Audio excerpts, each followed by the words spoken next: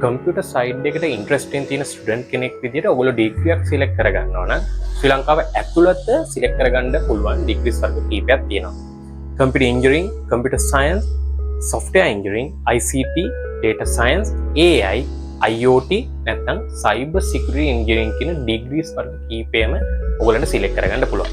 සාමාන්‍යයෙන් අනිත් ඩිග්‍රීස් වර්ග එක බැලුවොත් උදාහරණයක් විදිහට cyber security නම් ඔයගොල්ලන්ට විතර information system නැත්නම් security side එක informational security side එක ගැන focus කරලා specific area එක consider කරලා degree කරන්න පුළුවන්. දැන් network engineering වගේ ඔයගොල්ලෝ select කරගත්තොත් ඔයගොල්ලන් network side එක focus කරලා specify කරන්න පුළුවන්. මෙතන software engineering කරනවා programming languages, concept, theories අන්න ඒ කියන side එක ඔයගොල්ලන්ට specific කරලා කරගෙන යන්න පුළුවන්.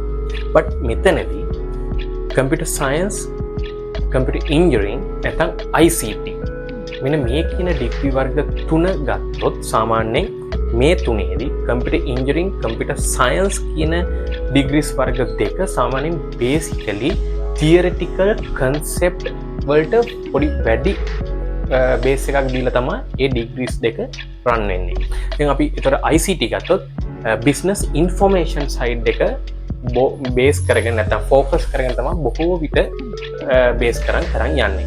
මෙතනදී සාමාන්‍යයෙන් ඔයගොල්ලෝ කම්පියුටර් ඉන්ජිනියරින් හරි නැත්නම් කම්පියුටර් සයන්ස් ඩිග්‍රියක් කරනවා නම් මේ කියන කෝ ඒරියාස් ටිකම computer science, computer engineering, cyber security, data information, AI, embedded engineering, network engineering කියන මේ කෝ ඒරියාස් ටිකම කවර් වෙනවා සාමාන්‍ය කම්පියුටර් ඉන්ජිනියරින් වගේ ඔයගොල්ලෝ ඩිග්‍රියක් සිලෙක්ට් කරගත්තොත්. මෙතනදී ඔයගොල්ලන්ට සාමාන්‍ය කම්පියුටර් ඉන්ජිනියරින් නොලෙජ් එක වගේම අද ඩිග්‍රීස් වල ස්පෙසිෆයි ෆීල්ඩ් වල තියරිටිකල් නොලෙජ් එක වගේම ප්‍රැක්ටිකල් නොලෙජ් එකත් ඔයගොල්ලන්ට සාමාන්‍යයෙන් මොස්ට්ලි කවර් වෙනවා.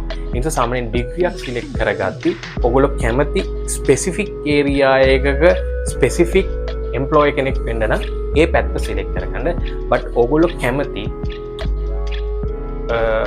all rounder කෙනෙක් වගේ වර්ක් කරන්න නම් එම්ප්ලොයි නැත්නම් ඔයගොල්ලන් ජොබ් ෆීල්ඩ් එකේ ඔයගොල්ලන්ට පුළුවන් කම්පියුටර් ඉන්ජිනියරින් නැත්නම් කම්පියුටර් සයන්ස් වගේ ඩිග්‍රියක් ફોකස් කරලා කරන්න.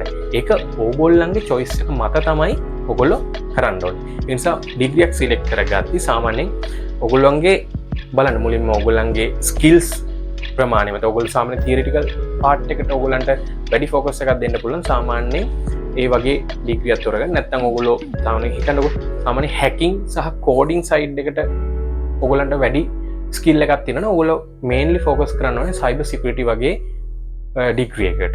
ඒ නිසා ඔයගොල්ලෝ ඩිග්‍රියක් සිලෙක්ට් කරද්දී ඔයගොල්ලන්ගේ ස්කිල්ස් සහ ජොබ් ඔපොර්චුනිටිස් කියන දෙක බේස් කරගෙන ගොඩක් දුරට ඩිග්‍රියක් සිලෙක්ට් කරගන්න බලන්න.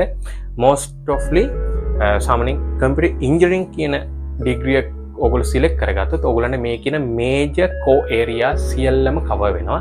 ඒ නිසා ඔයගොල්ලන්ට හිතෙන සහ ඕගොල්ලොම රිසර්ච් එකක් කරලා බලන්න ඕගොල්ලන්ට ගැලපෙන ඩිග්‍රිය මොකක්ද කියලා. ඊට පස්සේ ඕගොල්ලන්ට පුළුවන් ඕගොල්ලන්ට මේ කියන ඩිග්‍රීස් වර්ග කීපෙන් ඕගොල්ලන්ට සුදුසුම ඩිග්‍රිය වර්ග තෝරගන්න.